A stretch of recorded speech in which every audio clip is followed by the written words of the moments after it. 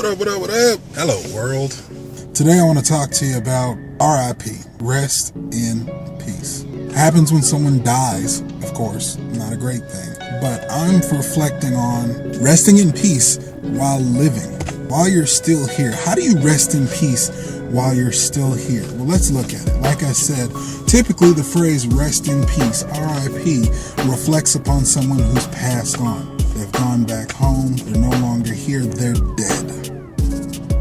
What if you take that figuratively?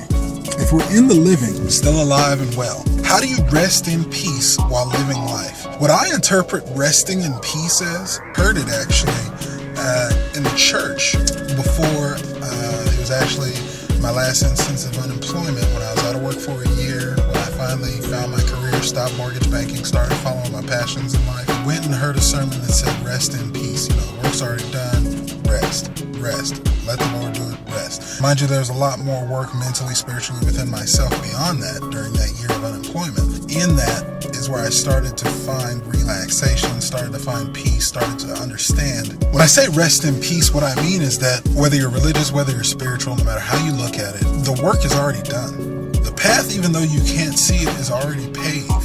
There's really nothing that we're in control of. If you think about it from the fact where they say the bird doesn't worry about what it's going to eat that day, it just gets up.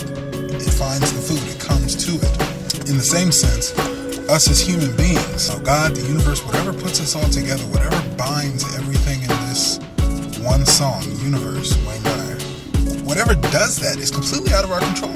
When two people come together, make love, have sex, when that happens, creation begins. A woman's egg, a man's seed, sperm, come together, and 9 months later, a human being is born. Genes are copied, bones are grown, hearts start beating, organs, veins, blood, everything. Life happens. The concept of that is nothing's needed. You know, your parents, us as parents, no one goes out and get a bag of supplies to say, here, let's build this human being.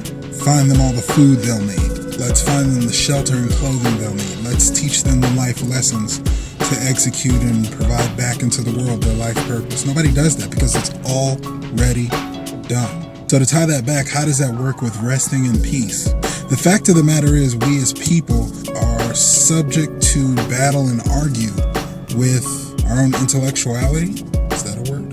We're left to battle with our egos, edging God out. All that is good, all that is natural, all that causes things to happen without effort, all that is in place and omniscient. Alpha and Omega, beginning and end.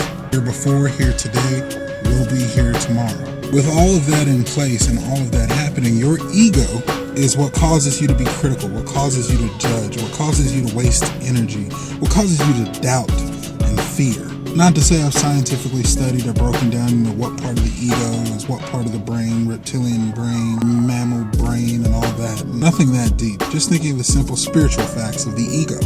All that feeds into everything not God, not from the universe, not natural, not our neutral state of peace, of joy, of happiness, of abundance, of prosperity. Thinking it, doing it, bringing it into fruition, manifesting. When you listen to your ego, think about all the drama you've had in your life. More importantly, think about the times that you've thought about things, feared things, worried about things, stressed over things that never came to be.